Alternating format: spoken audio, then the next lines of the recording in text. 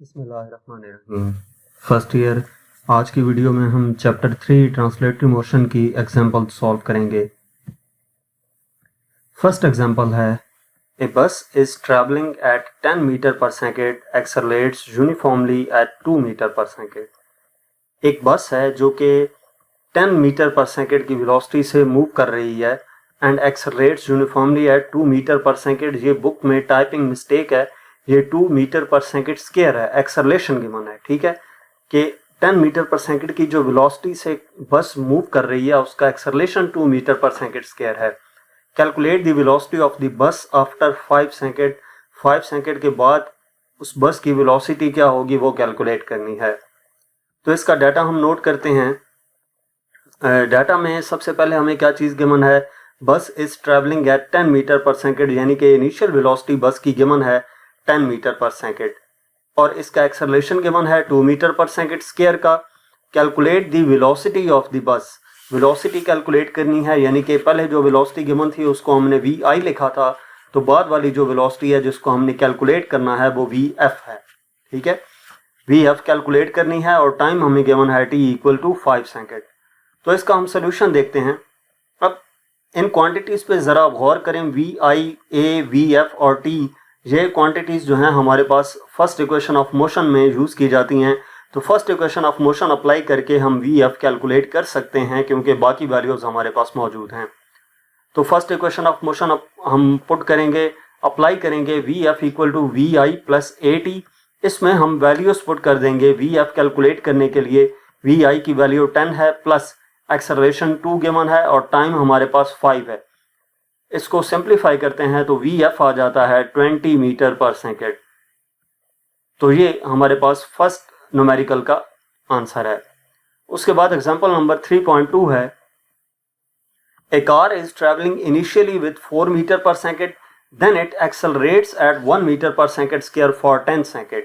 एक कार है जो इनिशियली 4 मीटर पर सेकेंड की वेलोसिटी से मूव कर रही है और उसका जो एक्सेलरेशन है वो 1 मीटर पर सेकेंड स्क्वायर है 10 सेकेंड्स के लिए, यानी कि वेलोसिटी गिवन है, एक्सेलरेशन गिवन है और टाइम गिवन है। Find the distance travelled by the car during this time. अब इस टाइम में यानी कि 10 सेकेंड्स में उस कार ने कितना डिस्टेंस ट्रेवल किया है वो कैलकुलेट करना है। तो इस स्टेटमेंट की मदद से हम डाटा नोट करते हैं। Car is travelling initially with 4 metre per second, यानी कि कार की वेलोसिटी गिवन है, initial velocity 4 metre per second, then it accelerates at 1 metre per second square, acceleration given है, एंड फॉर 10 सेकेंड यानी कि time given है T 10 second का। Find the distance travelled by the car during this time, distance S calculate करना है। अब इस data को हम गौर से देखें तो यहाँ पे हमारे पास सेकेंड इक्वेशन ऑफ मोशन जो है S equal to V I T plus 1/2 A T square use हो सकती है, क्योंकि बाकी वैल्यूज हमारे पास मौजूद हैं। एस हम कैलकुलेट कर लेंगे उसकी मदद से इजीली। तो इसका सोल्यूशन देखते हैं। सेकेंड इक्वेशन ऑफ मोशन है S equal to V I T plus 1/2 A T square. इसमें हम वैल्यूज पुट कर देंगे। एस इक्वल आ जाएगा, वी आई की वैल्यू 4 है, टी की वैल्यू हमारे पास 10 है, प्लस 1/2 इंटू ए हमारे पास 1 है और टी की वैल्यू 10 है।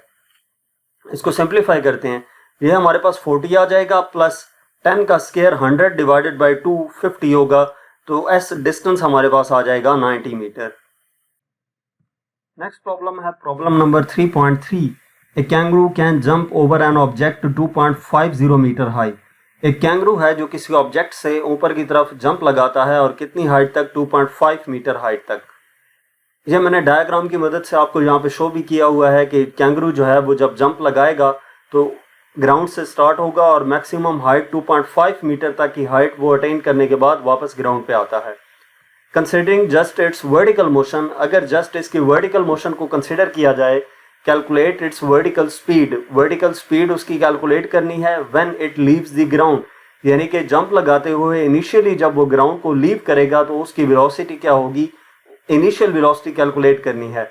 How long a time is it in the air, और वो कितने टाइम के लिए एयर में रहेगा वो टाइम भी कैलकुलेट करना है। तो इसमें हम डाटा नोट करते हैं। डाटा में सबसे पहले हमें कैंगरू जब जंप लगाएगा तो जितनी उसने हाइट अटेंड की है वो हाइट गिवन है, h इक्वल टू 2.50 मीटर हमने नोट कर लिया। अब नीचे से ऊपर की तरफ उसने जंप लगाया है तो मैक्सिमम हाइट पर पहुंचकर उसकी जो वेलोसिटी है, फाइनल वेलोसिटी, ये इनिशियल वेलोसिटी थी जो हमने कैलकुलेट करनी है, और फाइनल वेलोसिटी उसकी जीरो हो जाएगी क्योंकि ऑब्जेक्ट जूं जूं नीचे से ऊपर की तरफ जाता है तो उसकी फाइनल वेलोसिटी जीरो हो जाती है। वी एफ इक्वल आ जाएगा जीरो के, और considering just it's vertical motion calculate its vertical speed when it leaves the ground. Vertical speed when it leaves the ground यानी कि इनिशियल वेलोसिटी कैलकुलेट करनी है। How long a time is it in the air, और कितने time के लिए ये kangaroo air में रहेगा। तो इसमें h है, वी एफ है, वी आई कैलकुलेट करना है, तो इसके लिए हम third equation of motion use कर सकते हैं। 2as equal to V F square minus V I square, उसको हम लिखेंगे 2gh equal to V F square minus V I square. ठीक है, फ्रीली फॉलोइंग ऑब्जेक्ट्स के लिए ये जो हमारे पास इक्वेशन ऑफ मोशन है वो क्या हो जाती है, 2gh equal to V F square minus V I square.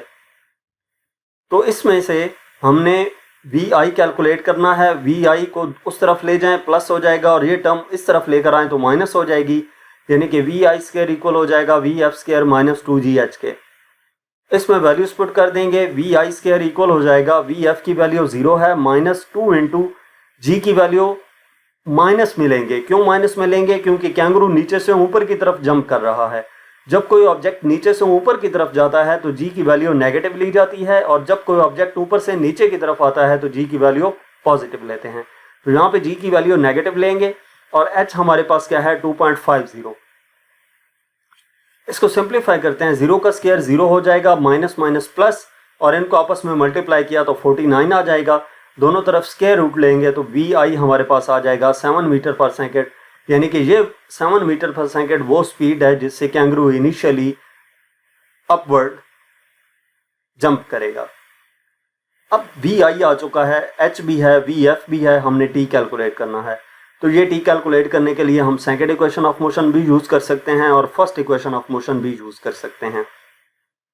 ठीक है, तो फर्स्ट इक्वेशन ऑफ मोशन ज्यादा इजी रहेगी। फर्स्ट इक्वेशन ऑफ मोशन हम यूज करते हैं V F equal to V I plus G T. Freely falling objects के लिए V F equal to V I plus G T. अब इसमें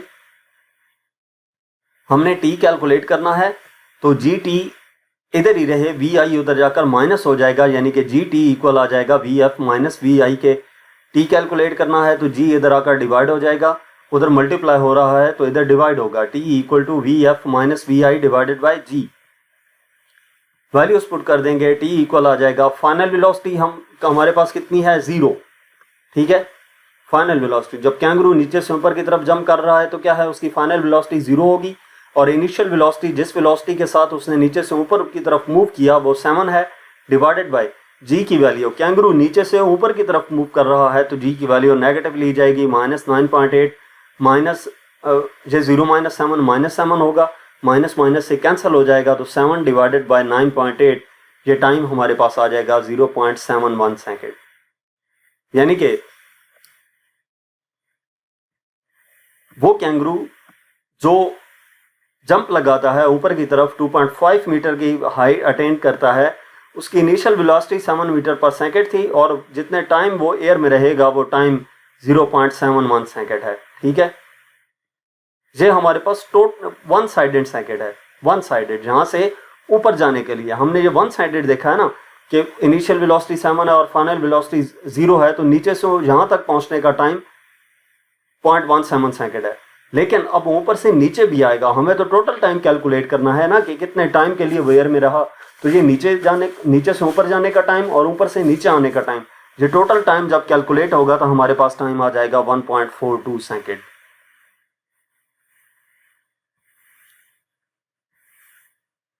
next हमारे पास प्रॉब्लम नंबर 3.4 है।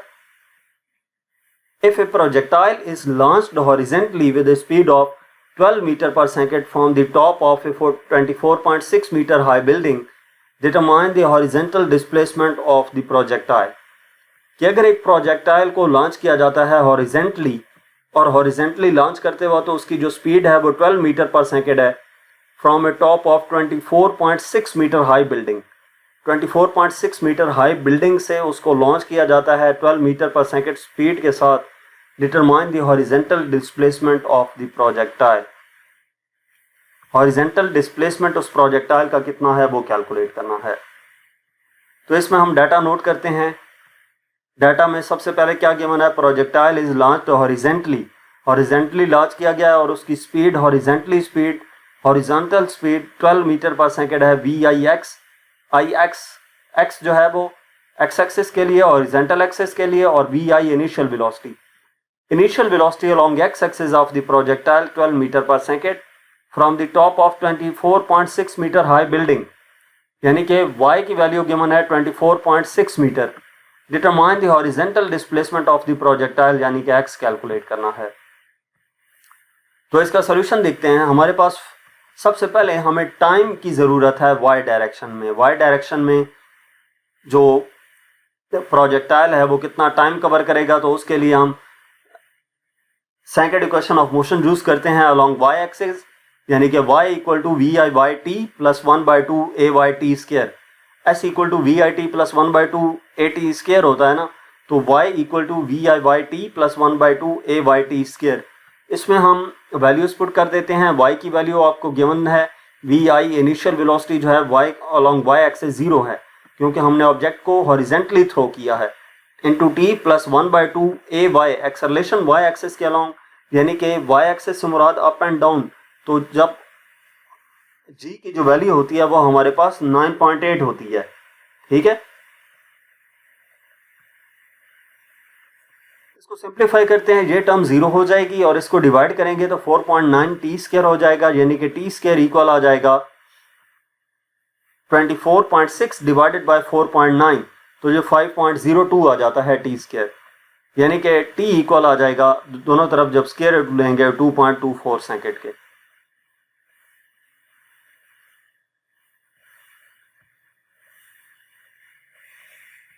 ठीक है। अब हमने क्या करना है, अब x कैलकुलेट करना है। ये t है, VIX है और y है, तो सेकंड इक्वेशन ऑफ मोशन हम दोबारा यूज करेंगे along x axis. x equal to VIXT plus 1/2 AXT square.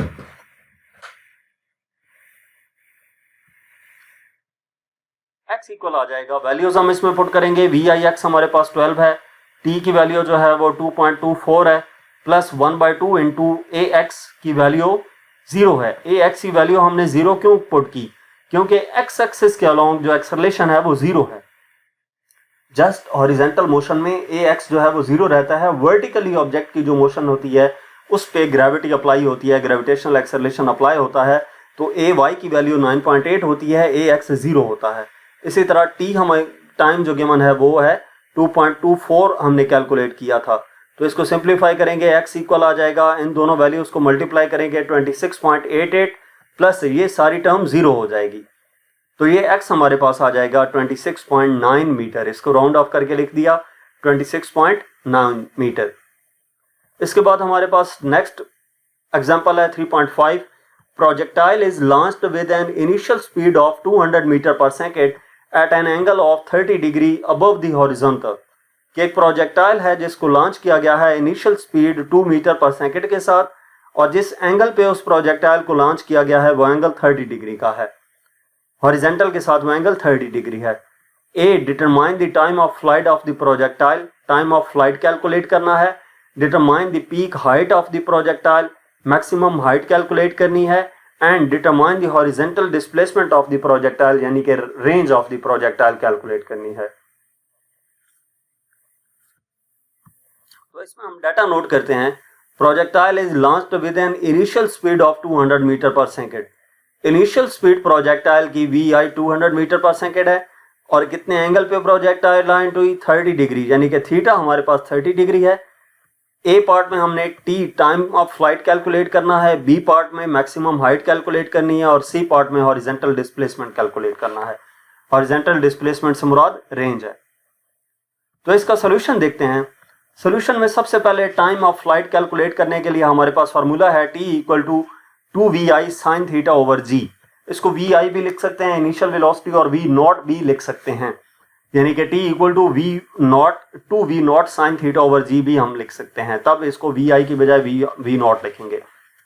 मतलब किसी जगह पर ये equation 2VI sine theta over g है और किसी जगह पर ये equation 2V not sine theta है।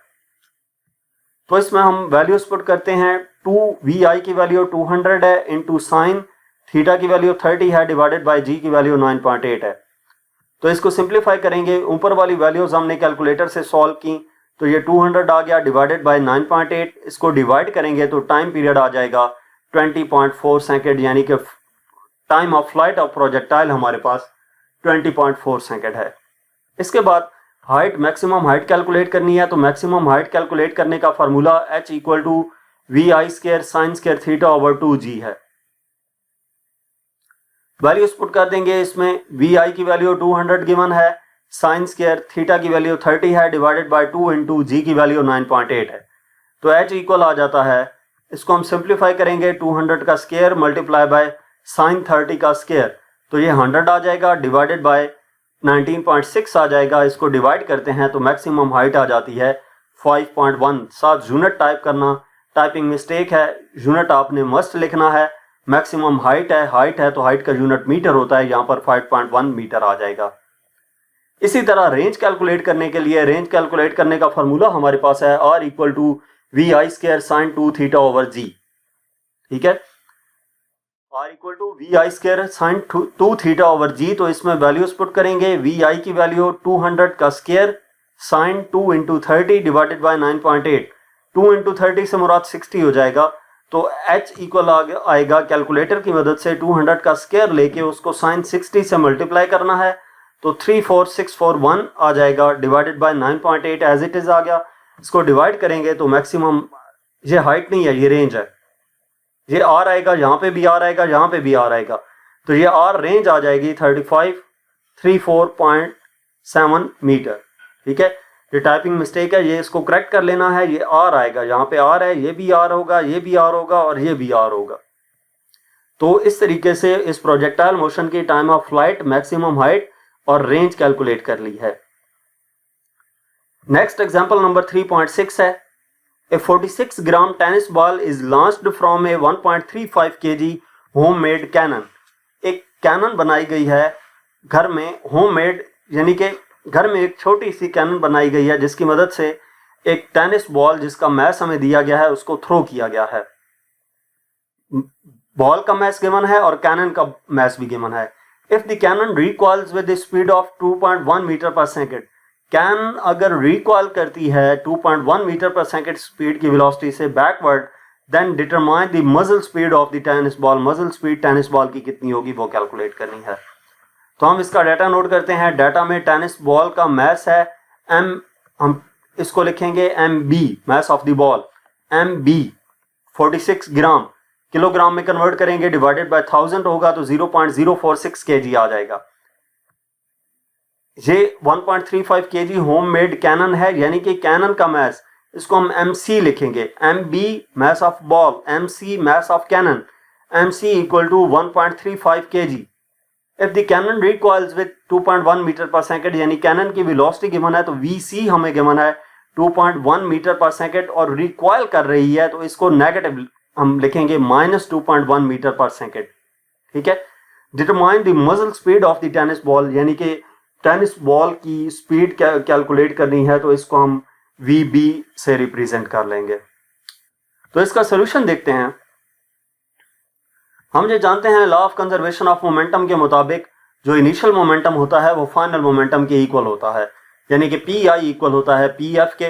तो इनिशियली बॉल और कैनन दोनों रेस्ट पे थे तो इनिशियल मोमेंटम तो हो गया 0 और फाइनल मोमेंटम कितना होगा MB VB plus MC VC के। ठीक है, फाइनल मोमेंटम किसके इक्वल होगा, momentum of the ball plus momentum of the cannon. Momentum का फॉर्मूला होता है P इक्वल टू MV, तो MV बॉल के लिए और MV कैनन के लिए लिख दिया। अब इसमें हम क्या करेंगे, जिसकी वैल्यू कैलकुलेट करनी है उसको एक तरफ कर लेते हैं, बाकी टर्म्स दूसरी साइड पे ले जाएंगे। MC VC उस तरफ जाएगा तो माइनस हो जाएगा, यानी कि MV VB इक्वल आ जाएगा माइनस MC VC के। अब इसमें से MB को हम दूसरी साइड पे ले जाएंगे क्योंकि VB हमने कैलकुलेट करना है, तो MB इधर मल्टीप्लाई हो रहा है, इधर आकर डिवाइड हो जाएगा। VB इक्वल आ जाएगा minus MC VC over MB के, यानी कि VB इक्वल आ जाएगा माइनस MC की वैल्यू 1.35 गिवन है, VC की वैल्यू -2.1 गिवन है डिवाइडेड बाय MB की वैल्यू हमें 0.046 गिवन है। तो इसको हम मल्टीप्लाई करते हैं, माइनस माइनस प्लस हो जाएगा, 1.35 मल्टीप्लाई बाय 2.1 जो आंसर आएगा उसको डिवाइड करें 0.046 से, तो जो वेलोसिटी ऑफ द बॉल आ जाती है वो हमारे पास आ जाएगी 61.6 मीटर पर सेकेंड। इसके बाद इस चैप्टर की लास्ट एग्जांपल है 3.7। An object of mass 5 kg moving with the speed of 10 metre per second collides with another object of mass 10 kg moving in the same direction with speed 5 metre per second. कि एक object है जिसका मास 5 kg है और वो move कर रहा है 10 मीटर पर सेकेंड की स्पीड के साथ, और वो कोलाइड करता है एक और ऑब्जेक्ट के साथ जिसका मास 10 kg है। ठीक है, एक ऑब्जेक्ट जिसका मास 5 kg है वो 10 मीटर पर सेकेंड की वेलोसिटी से मूव कर रहा है, और वो कोलाइड करता है एक और ऑब्जेक्ट के साथ जिसका मास 10 kg है, और ये भी उसी डायरेक्शन में मूव कर रहा है जिस डायरेक्शन में पहला ऑब्जेक्ट मूव कर रहा था, और इसकी वेलोसिटी जो है वो 5 मीटर पर सेकेंड है। यानी कि दो डिफरेंट ऑब्जेक्ट्स की बात हो रही है। एक ऑब्जेक्ट का मास और वेलोसिटी गिवन है, दूसरे ऑब्जेक्ट का मास और वेलोसिटी गिवन है। Assume that the collision is one dimensional elastic collision.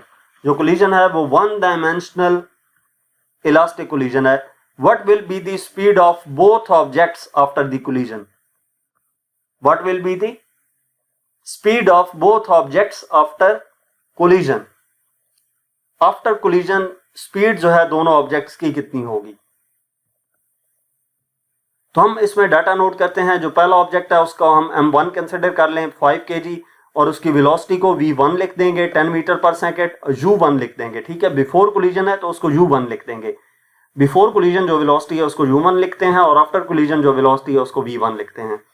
तो बिफोर कोलिजन वेलोसिटी को हमने U1 लिख दिया 10 मीटर पर सेकेंड। इसी तरह जो दूसरा ऑब्जेक्ट है उसका मास M2 10 kg और उसकी velocity U2 5 metre per second note कर ली। Assume the collision is one dimensional elastic collision. What will be the speed of both objects after the collision? V1 और V2 हमने कैलकुलेट करना है। दोनों ऑब्जेक्ट्स की जो वेलोसिटी है आफ्टर कोलिजन क्या होगी वो कैलकुलेट करनी है।